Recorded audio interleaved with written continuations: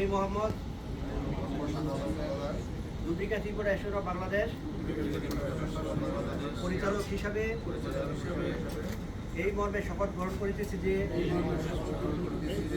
আমি লুব্রিকা Tripura association of Bangladesh জিয়াবের সকল বিধিবিধান ও নীতিমালা মেনে চলিব। সংগঠনের স্বার্থ রক্ষায় সর্বদা নিজেকে নিয়োজিত রাখিব। আবেগের বশীভূত হয়ে সংগঠনের স্বার্থ পরিপন্থী কোনো কাজ করিব না। আমি আমার পদ থেকে সবসময় দায়িত্ব পালনকালে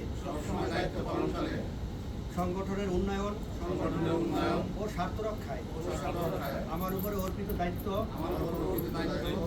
ও কর্তব্য সততা স্বচ্ছতা ও নিষ্ঠার সহিত পালন করিব।